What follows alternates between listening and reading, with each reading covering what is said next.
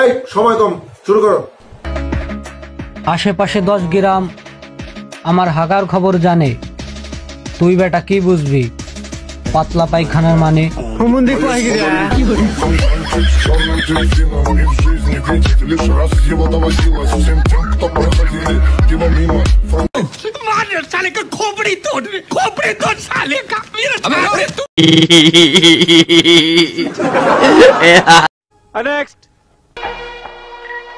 বাবা বই পড়া বুদ্ধি নিয়ে আমারে জ্ঞান দিতেই শোনা, কারণ আমি অশিক্ষিত।